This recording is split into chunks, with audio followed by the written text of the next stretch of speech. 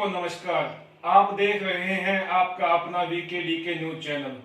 तो चैनल को सब्सक्राइब करें और बेल बटन दबाएं ताकि हमारी हर न्यूज आप तक साझा हो सके। तो शिक्षा विभाग द्वारा विद्यालयों में सेफ्टी एंड सिक्योरिटी को लेकर ऑनलाइन प्रशिक्षण का आयोजन करवाया जा रहा है।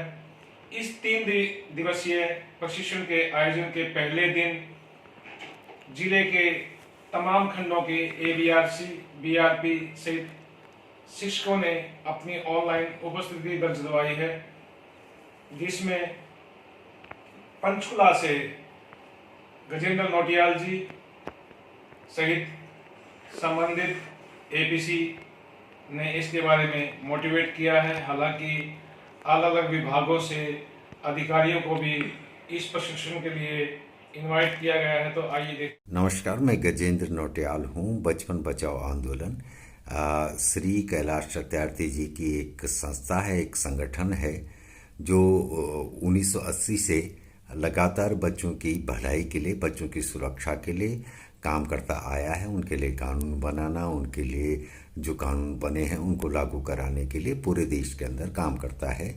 और अब तक 1 लाख से भी ज़्यादा हम बच्चों को जो बालदास्ता से है, जो अलग अलग तरह की उत्पीड़न में रह रहे थे बच्चे, उनको मुक्त करा चुके हैं।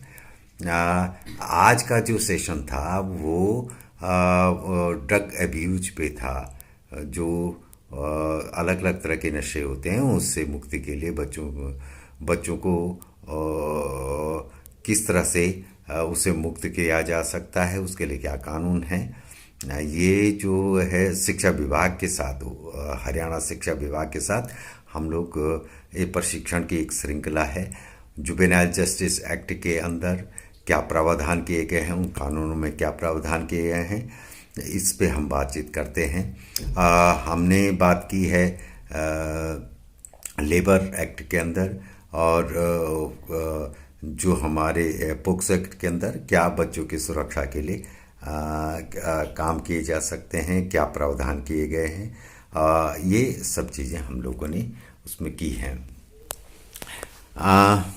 मुझे आशा है कि जो ये शिक्षा विभाग अलग अलग तरह से इन प्रशिक्षणों को कर रहा है, उन प्रशिक्षणों को गुरजन लोग जो डिस्ट्रिक्ट से ब्लॉक स्तर तक और आगे जो क्लस्टर स्तर तक उनको लेके जाएंगे।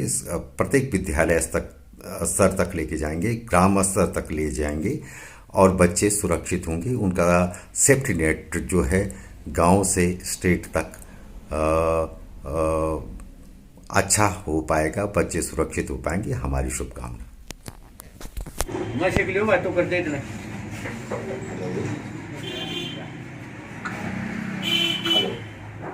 दिवानी सर, दिवानी आप पता करिएगा कि डी एडिक्शन सेंटर है हरियाणा गवर्नमेंट की तरफ से, भिवानी में है addiction centre. Indian red cross society district branch Bhiwani. ये आप उनसे संपर्क कर सकते हैं। Indian red cross society district branch Bhiwani, इनसे आप संपर्क कर सकते हैं। और भी होंगे उनके ब्रांचेज कई किसी जिले में, 2-3 में, जहाँ ज़्यादा इसके काम ये आपको अवेयर भी करते हैं, एजुकेट भी करते हैं और मदद भी करते हैं डी एडिक्शन कराने में। ये तीनों चारों तरफ से काम करते हैं। वो स्कीम को चलाते हैं, सोशल जस्टिस डिपार्टमेंट की एक टीम है, उसको चलाते हैं। और एक अंत में हम लोग भी हैं आपके बीच में। तो हमारा जो टोल फ्री नंबर है पूरे कंट्री का, वो है 1800। नमस्कार। बहुत अच्छा ब्रीफिंग दी है आपने। वैसे तो बहुत कुछ है इसमें, क्वेश्चन कई माइंड में रेज होते हैं, लेकिन एक क्वेश्चन पूछना चाहूँगा। आपने अभी बताया था कुछ देर पहले स्टार्टिंग में, सेंट्रल नर्वस सिस्टम इफेक्ट जो होता है इससे ड्रग्स का या फिर एनेस्थीसिया वगैरह का। तो मेरे माइंड में क्वेश्चन आया कि आपने ये बताया था अभी कि 170 वर्ड जो लगभग 70 पे आ जाता है जब हम बोलना बट ये नॉर्मल प्रक्रिया है एक मिनट लेकिन जब वो क्या होता है मैं एक बार अपना क्वेश्चन पूरा करना चाहूँगा, आपसे मैं क्या पूछना चाह रहा हूँ।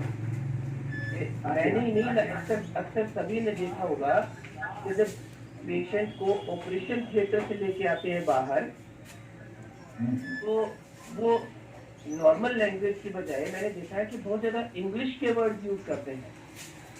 Even those who don't know English properly, मैंने नोटिस किया है कि पूरे पूरे सेंटेंसेस भी बोल जाते हैं और करेक्ट भी बोल देते हैं। तो वो बताइएगा क्या इफेक्ट रहता है एनेस्थेटिक पेशेंट जब बाहर आता है ऑपरेशन थिएटर से लगभग 1 घंटे तक, when he is not completely in his senses, but English बहुत अच्छी बोलते हैं, वो बताइए। ये देखिएगा, पहले माफ कीजिएगा, हम लोग मेडिकल एक्टिविस्ट हैं और ज्यादातर कानूनों के बारे में जानते हैं के बारे में। ये जो है वो एक तरह का अम्ब्रेला है, इसमें बच्चों से संबंधित सभी प्रक्रियाओं को सम्मिलित किया गया है। इसमें कोशिश किया गया है कि कोई भी ऐसी चीज न छूटे जो बच्चों को प्रभावित करती है। तो एक ऐसा एक्ट बनाया गया जिसमें बच्चों से संबंधित सभी प्रक्रियाएं उसमें शामिल की जा सके। इसमें मुख्य रूप से बच्चों को 2 कैटेगरीज में बांटा गया है। जो 2 कैटेगरीज है वो एक तो है CNCP, child in need of care and protection. वो बच्चे जिन्हें सहायता व संरक्षण की आवश्यकता है। और जो दूसरी कैटेगरी है वो है CCL, child in conflict with law. वो बच्चे जिन्होंने किसी कारणवश अपने जो भी उनकी परिस्थितियां थी उनके कारण कुछ ऐसा कार्य किया है जो कि विधि विरुद्ध है, मतलब कानून के अनुसार नहीं है। और अगर इसे हम आम भाषा में कहें तो उन्होंने कुछ अपराध किया है। तो जैसे लड़ाई झगड़े, मारपीट या मर्डर हो जाते हैं, बच्चों के केसेस हो जाते हैं जिसमें कोई यौनाचार से संबंधित है। तो अगर बच्चों से इस प्रकार का कार्य किया है, उन्होंने कोई कानून के विरुद्ध कार्य किया है, तो उन्हें child in conflict with law कहा गया है। और वो बच्चे जिन्हें सहायता या संरक्षण की आवश्यकता है उन्हें वो बच्चे कहते हैं जैसे अनाथ बच्चे, जो कि बहुत ही गरीब माता पिता है जिनके लिए ही नहीं उनके बच्चों का पालन पोषण करते हैं। उनके पास बच्चों के लिए सुविधा नहीं होती या वो परिवार में इक्वालिटी टू चाइल्ड जो है वो एक बहुत ही व्यापक, बहुत ही विस्तृत शब्द है।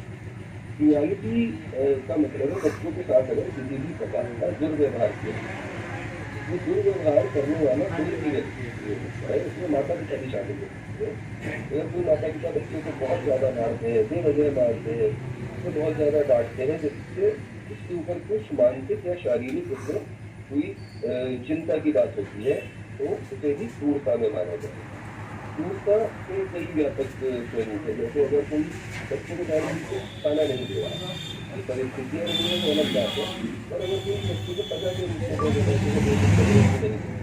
वो भी बच्चे के सरकार का दायित्व है कि ऐसे लोगों को सजा दी जाए। ऐसे ही हम देखते हैं कि जैसे जो बच्चे बाल मजदूरी करते हैं, बाल मजदूरी के बारे में भी हम आगे बात कर रहे हैं अगले सेक्शन में। तो बच्चे का फॉलो अप भी होता है कि जिसने गोद लिया है वो उसे ठीक से रख रहा है या नहीं रख रहा, बच्चे को कोई कठिनाई तो नहीं है, बच्चे को परेशानी तो नहीं है, पेरेंट्स को कोई दिक्कत नहीं है गोद लेने के बाद। कई बार गोद ले लिया पर पाल नहीं पा रहे हैं उसे ढंग से। तो इन सब चीज़ों को ध्यान में रखते हुए उनको आगे चेक करने के लिए एक प्रक्रिया बनाई गई है। अब अगर कोई बच्चा बगैर इस प्रक्रिया के कोई अपने घर में रख लेता है तो बच्चे के साथ कोई भी दुर्घटना हो सकती है। इसीलिए इसे एक पनिशेबल ऑफेंस माना गया और इसमें जो कानून का अनुपालन नहीं करेंगे उन्हें 3 वर्ष तक की जेल और साथ ही जुर्माने के ऊपर लगाया गया। इसके साथ ही सेक्शन 81 जो है वो बात करता है खरीद फरोख्त की बच्चों की।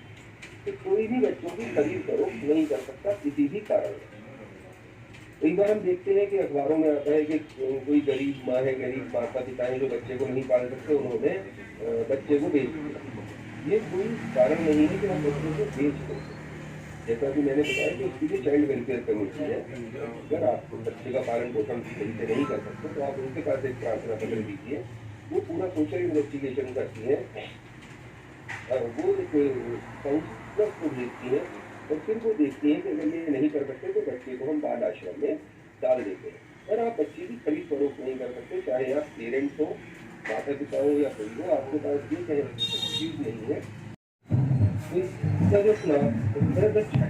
एडॉप्टेबल प्रोहिबिशन एंड रेगुलेशन। तो जैसा कि अभी हमने बात की थी चाइल्ड एंड एडॉल्सेंट, बच्चे किशोर, तो बच्चे की कैटेगरी वो हुई जो 14 साल से कम उम्र है उसे इसमें बच्चा माना गया, और जो 14 साल से 18 साल के बीच का है उसे किशोर माना गया।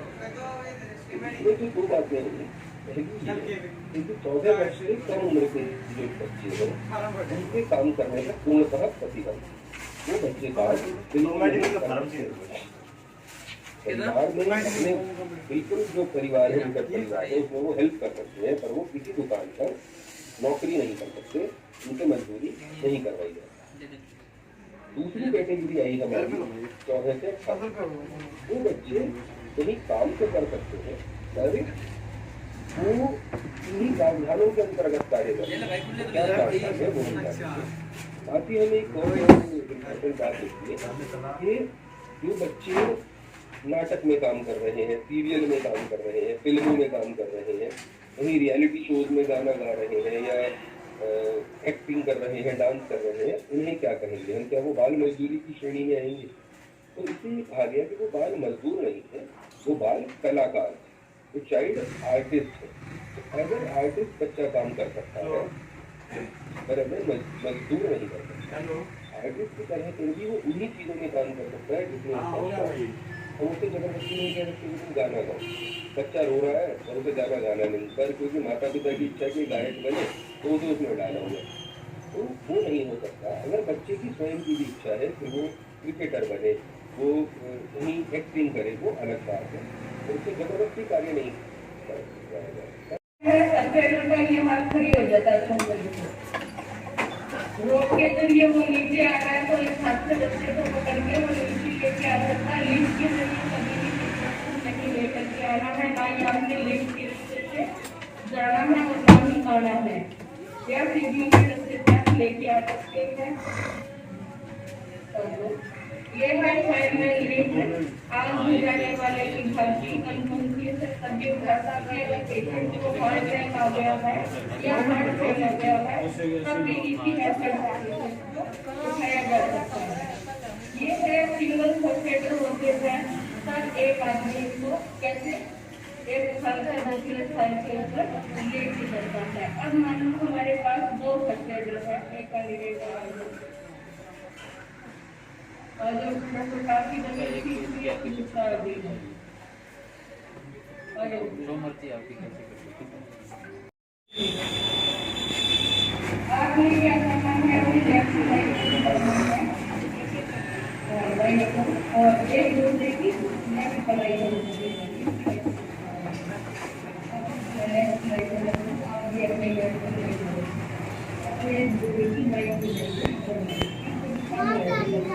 ये है और पेशेंट है ये हमारे पास, ये होश में है लेकिन सदमा लगा हुआ है, ये चल नहीं पाएगा। जब घुटनों के कुल दोनों के कंधे का साथ और ये है फोरहेंड सीट के जरिए आप पेशेंट को एक स्थान से दूसरे स्थान के ऊपर लेके जा सकते हैं। बच्चे की ज्यादा दूरी है या जगह पर भी इसको मेडिकल एड ट्रेनिंग है वो ज्यादा दूरी पर नहीं है तो फिर की तकलीफ हम यहाँ कर देते हैं। ये है हड्डी का एड और लंबाई में है हड्डी का बेस का एड आ जाता है। तो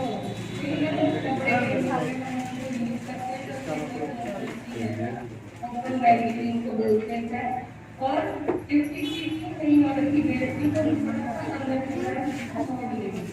बोलने के बाद हम क्या करेंगे कि आइडियल का खर्च रखेंगे। दोनों सिरे जो है पीछे चले गए हैं। तो यहाँ पर हमने देखा कि पीछे जो है जोड़ने के लिए बड़ी है, ये बहुत ज्यादा है दोनों एंड के और फोर एंड के ऊपर आ जाएंगे। इसे बोलते हैं कैपलिंग बेल्डिंग। अब इनमें से पॉइंट को हम खींचेंगे, मट्टी के अंदर जो सिलवटें हैं वो सिलवटें निकल जाएगी, सफाई आ जाएगी मट्टी के अंदर। और पीछे से पॉइंट को उठाना है और दोनों साइडों में हम इसको दबा देंगे।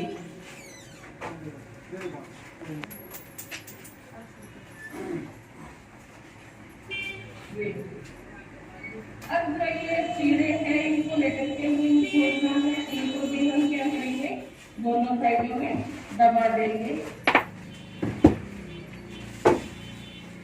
रस्सी में चोट लगती है तब हम इसको भी नुमा करते हैं, कैपलिंग बेल्डिंग जिसको हम बोलते हैं। उनको आ रहा होगा आपके लिए खोलने का तरीका क्या है, एक साइड से